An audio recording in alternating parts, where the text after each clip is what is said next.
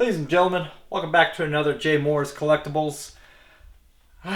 Sort of an impromptu video today. I was working on editing my Collectibles 101 for a single card investing video, but I decided to put that on pause right now and release this for tonight instead.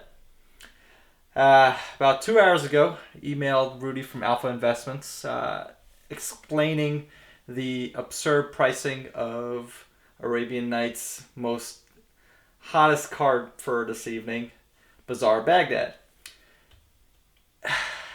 15 minutes after that email, he released his video, and I decided to continue the conversation by releasing this one. Where do I begin? Well, if you don't already know, Bazaar of Baghdad, between 4 and 5 Gs, has officially surpassed the Mac Daddy for over 20 years, the Dijin, or Jin, because the D is silent, right? Something like that. Well, this is probably one of the most frightening news to surface from the MTG finance marketplace in a long, long time. Yes, I get it. People are massing Wheel of Fortunes and revised cards, but this just takes the cake. Reason being is, and I'm pretty sure this is the case, and Rudy seems to think so also, there was a mass buyout for Bazaar of Baghdad. A mass buyout at that price range for all the copies out there across different gaming websites, etc. Just a handful on eBay, TCG. You're looking at a whale entering the market. And surprisingly, I think Rudy hit the nail on this one, mentioning market float. Well, a few years back, Rudy made a video where he mentioned if a whale were to enter the market, he can scoop up practically every card in existence and artificially inflate the price and manipulate the market. When that's the case, we're sort of the scapegoats, or the guinea pigs, if you will, trying to bid and enter the market. And if we help him inflate that price, well, then we have skyrocket values and market highs that sustain that price for infinity and beyond. Where does it stop? Well, it's interesting for him to pick Bazaar of Baghdad. There's a lot of other cards out there that are very notorious. And Bazaar of Baghdad, I think, being in conjunction with Rudy's all-time favorite, was a strategic play on whoever purchased so many copies. Now, will this retrace? That's the golden question. Surprisingly, I was hoping for Rudy to make some sort of assessment on the situation, and he just folded.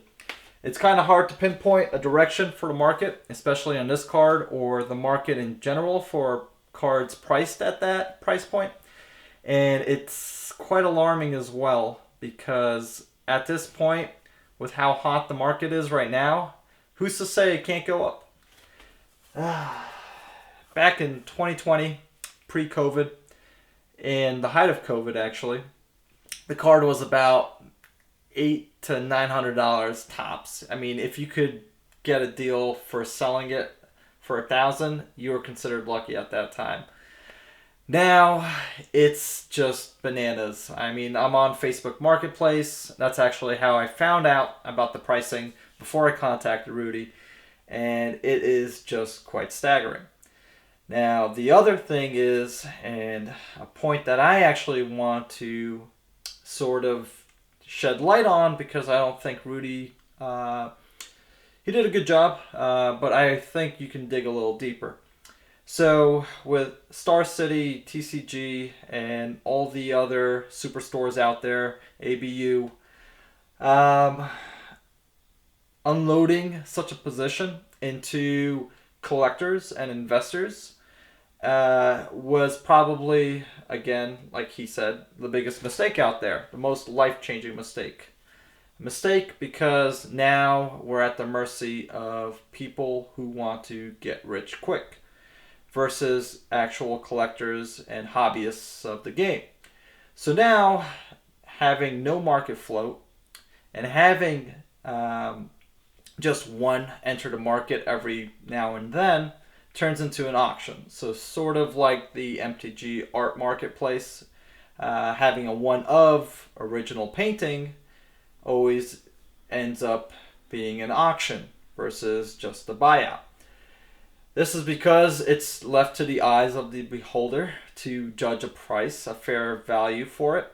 And now, if this continues, every reserve list card at that price point will probably see major swings from the buy to the sell. Again, we may be switching territories as far as how we trade these cards. Just like with MTG artworks, they are more coveted, whereas these cards are more volatile and just less liquid. Well, that's officially changed as of tonight, and we will just have to wait and see where this goes. Just a caution, I would not at all entertain any of these prices. Do not think you will be missing out. This is just market noise. Ride the wave, bear through it, and see what happens. Again, I was going to release a 101 video about situations like this and how you should avoid risk in high cost entries to the market. This is one of them.